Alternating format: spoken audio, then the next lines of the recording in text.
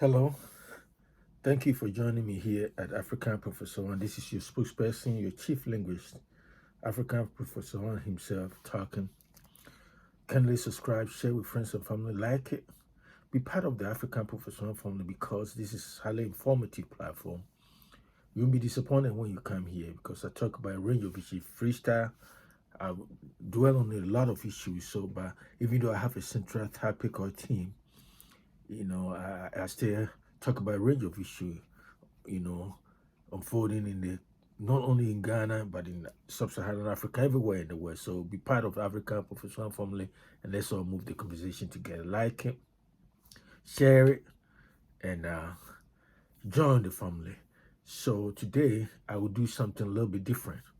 Different in the sense that, normally on this platform I don't speak English, but I've decided for this particular topic I want to convey my ideas, discussion in English because the unfolding event, the topic itself involved the Igbo people in Ghana. The self-start, the self-imposed, the guy who has arrogated to himself the title of a kingship, that he want to create a kingdom in Ghana. He was caught on the tape saying it. It's true. It doesn't matter how much he denied. He's a liar in the first place. He's a liar. When you listen to him talking, the way he fake his voice and trying to, sound so have some air of elegance or something like that. He's a fake guy. And that's what it is. That's what many of the Igbos are. They think they're so slick, they're smart, they're sneaky, they're so intelligent. That's what they think. And somehow they think they are a repository of all knowledge. Anybody they deal with or they come in contact with, they feel like they can take advantage. And that is what the guy is doing. Do you give them an inch, they take a yard. And basically, that's exactly what the guy is doing. And it's so unfortunate that many of these Ghanaian, so-called Ghanaian leaders, I don't know, because they think more about their stomach, their belly, about the money, that the little money that they got. They don't care selling Ghana for a penny, for a dime. That is how, some of these leaders are. They don't care about us. They don't care about the people. Even though when they need your power, they want power, they will come and sweet talk you, give you some little money that can last you for 3 days or wherever. And as soon as they get the power, that's it. They forgot. It's all about them, about their family, and they don't care about you. It's true. And I wonder why these people, these Ghanaians, most of these Ghanaians still, I don't know what it is, that they let these people take them for granted. They make them a sucker. They create a sucker out of them. And that is what it is. Because look at this. Here is the case. Somebody came all the way from Nigeria, Igbo. Ghanaians can never go to Igbo land, Enugu, Anambra State, or wherever, and behave the way the so-called king, the guy who called himself king, the Igbo guy in the Greater Accra region somewhere, is calling himself trying to install some Ghanaians, just to use them as a, as a pawn, and that is what they're doing because they think they're smart. Any Igbo who come in contact with any other tribe think they are smarter. They call themselves Jews. But that's no, they can never be Jews. But that's how Jewish people. But you know what? They can never be like that. But that's what they call them, the black Jews in Africa. That's what they do. They think they're so slick, they're smart. And I don't know if I see people sitting there for these suckers to take them for granted like that. I just wonder, man, you know what? I don't know. But anyway, so today's topic, this particular video, I name it. That's the title is President Nkrumah once said that Ghanaians are not timid people. We we can strike and strike hard. So I think it's about time we strike hard against the Igbo people. This is the title of this video. I said President Nkrumah, the first president of Ghana, once said that Ghanaians are not timid people. We can strike. Ghanaians can strike and strike hard. I think it's about time Ghanaians strike hard against the Igbo people in Ghana. Why do I say that? Why do I use this quotation? Back in the day, it was reported that when Nkrumah was president, there was a general perception that somehow Ghanaians are timid. We have that cultural timidity. That timidity in the sense that, sometimes when I say cultural timidity or timid, it's like societal or with the tendency to be somehow extra careful or, yeah, extra careful, hesitant, very highly circumspect when you want to take an action or do something is happening in your environment or in your area, it takes a long time for you to react, no matter how appalling it is. So sometimes Ghanaian tends to be more extra reserved, hesitant in expressing our views or conveying, or engaging with others. So that is what the Igbo people have noticed, that, and they have taken advantage because they know that Ghanaians, average, on average, majority of us are, we harbor that cultural timidity, and that was what Nkrumah was trying to dispel, trying to, push back that, the foreign press back then was saying that Ghanaians are, timid people. And Nkrumah was quoted to have said that let me quote, Nkrumah was quoted to have said that Ghanaians are not timid people, as has been suggested in the foreign press or foreign media. Ghanaians are not. Far from that. They may be slow to anger and may take time to organize and act. But once they are ready, they can strike and strike hard. It pays no one to tamper with Ghanaians' freedom and dignity. That is when Nkrumah was reported to have said. Let me quote it again. President Nkrumah was reported to have said that Ghanaians are not timid people.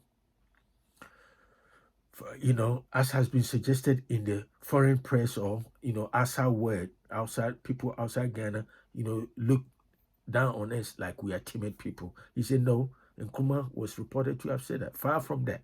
Far from it. They may be slow to anger or to react, and it may take time for them to organize and act, but when they are ready, they can strike and strike hard. It pays no one to tamper with Ghanaians' freedom and dignity. That is what Nkrumah was reported to have said. And that's this quotation that I've just used part in the title of this video. I said, President Nkrumah once said that Ghanaians are not timid people. We can strike and strike hard. So I argue that it's about time. This is the time for us to strike hard against the Igbo people. So before I explain everything, let me apologize to my audience that this particular channel, I normally don't speak English here unless the topic involve other nationalities or other ethnic groups, especially foreign people. And this particular video or this particular topic, it involved the Igbos in Ghana, not all Nigerians. So do not let that guy, that fake king in Igbo king in Ghana trying to draw all Nigerians into this particular saga. It has nothing to do with Yoruba people. It has nothing to do with the Fulani and the Hausa people in the north, because Igbo people, they don't even like Yorubas and the Hausa people anyway. We know that. They know it. So I don't know why the guy talk in terms of Nigeria instead of saying Igbo, because everything he's talking about in Ghana, it's all about Igbo people, that he trying to create Igbo village, Igbo kingdom, Igbo days. He didn't say Yoruba or Hausa people, because you know what? Yoruba people and especially the Hausa people and the Fulani people and the Yoruba people, they don't get along. Why? Because that particular discord started in 5th January 1966, when first time there was a coup in Nigeria in 1966. It was conducted. It was led by a junior officer who was less than in his mid-20s. He was an Igbo guy. He staged a failed coup. And at the end of the coup, even though the coup failed, he killed almost all the top echelon of all the, military and the politicians, civilian politicians in the north. Because back then, predominantly, most of the top, leaders in Nigeria were the Fulani, the Hausas and the Fulani in the north, and the Yoruba people. But guess what? Since the Igbo guy was born in Kaduna, his nickname was Kaduna, even though ironically he was born in Kaduna, but he was an Igbo guy. He started, and he was in the military, junior, he was a major. He staged a coup in 15th January 1966. It failed. But at the end of that failed coup, he has eliminated all the top military leaders in the north, Hausas and the Fulanis, and then spare all the Igbo leaders in Nigeria. And so, because of that coup, that failed coup, it dawned on the northern, military leaders that, oh, really? So you staged a coup to trying to kill all the Hausa people in the north. And that particular incident, that particular coup, that failed coup in 1966, that was, 15 January 1950, saw the seed of tribal ethnic tension in Nigeria. And that was the particular, incident that led to the civil war in Nigeria that claimed over 600,000 people. It was the Igbo that saw that saw that seed of tribal tension. So that is how they are. Majority of them, they think they're so smart, and everywhere they go, they feel like they have some kind of messianic, you know, um, you know, um, um, what do you have, some messianic enterprise or something like that to save, their tribe, or sometimes their tribe is superior. So today, like I said, so when they see any opening, when they see a particular, they go to a particular country, they find you show any traces, any vestiges of timidity, they take advantage. And that is what it is. That is what they are doing to Ghanaians, because they know if you look at Ghana, especially in January, our cultural norms and expectation, it's more like subdue. And we sometimes it take a long time for us to react because of our cultural structures set up. You don't want to talk too much in public. When you talk too much, people will give you that label. Oh, he talk too much. Or if you have money and you trying to, talk about your money, he show off. Oh, he's too knowing. He think he know everything. So because of that, it make a lot of people, hesitate to express themselves. The more extra careful you want to watch what you say. And a lot of people, Igbo people, are not like that. America, when you live in America, they're not like that. But in our culture, that is especially in Ghanaian culture, mostly that is what it is. And so that was what a lot of foreign press were talking about Ghana that back then when Nkrumah was in power, that Ghanaians showed some timidity, and Nkrumah was pushing back that no, we are not. It's just like we slow to react. We slow to get ready, but when we are ready, we can strike and strike hard. So do not take us for granted. But I guess the Igbo people in Ghana today are taking Ghanaians for granted because they see that opening. They realize that, you know what, we have that tendency to be extra careful, circumspect, and reserved. And sometimes we hesitate to express, our views or engage with others because of our cultural norms and expectations. That is true. And so if you look at Ghanaian cultural expectations and norms, it's structured like that.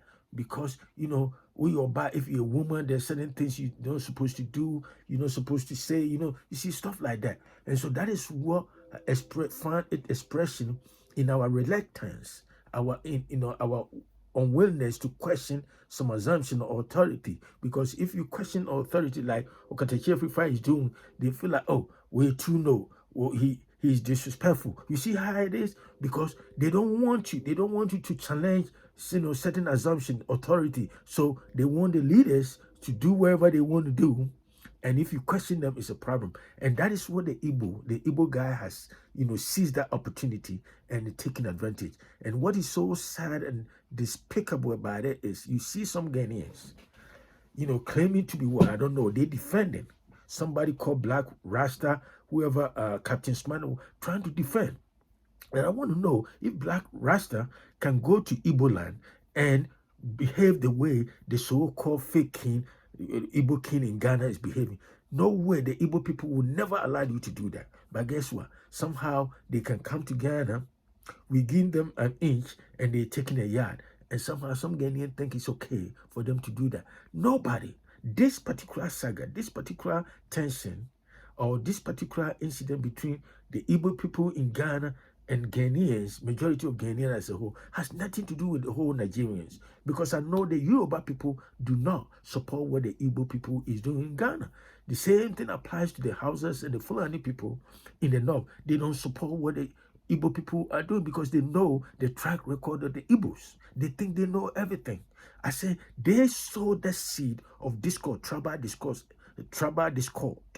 ethnic tension in Nigeria, because with the coup, when they stage a coup, they kill all the northern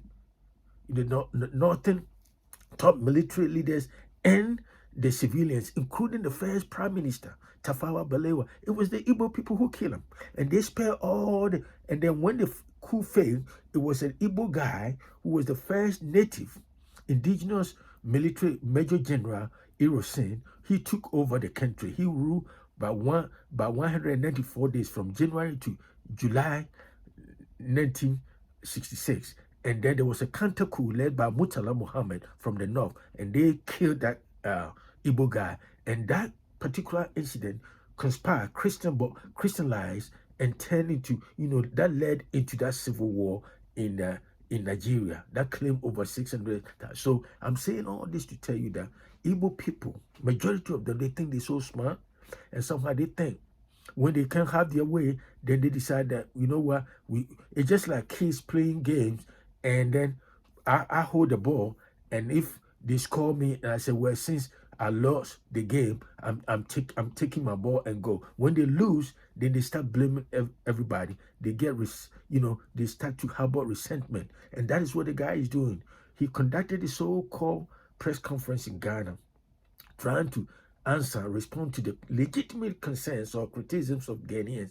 And he tried to call Ghanaians uncultured people. I don't even know if he really understands the concept of culture, because your educational background is so low. I don't know why he said most Ghanaians are timid. That is why that sucker has get a chance to come to Ghana and try to build a kingdom or wherever in Ghana. Why can't he take that bullshit to Ashanti region? Why can't he do that in Ashanti region? You see that? Because the Ghana people, like Muhammad said, when they get their kami, they get some kami, kenke, and fried fish and wherever. They don't care about anything else. That is why the guy is taking advantage in the Greater Accra region. That is exactly what it is. But guess what? I'm appealing to Ghanaian youth that don't sit there for this sucker to take over the country, because the Igbo people are like that. When you give them an inch, they take a yard. It doesn't matter, because you know what? They have that sense of entitlement. That sense of entitlement. When you hear him speaking, he think, Ghanaians own him everything.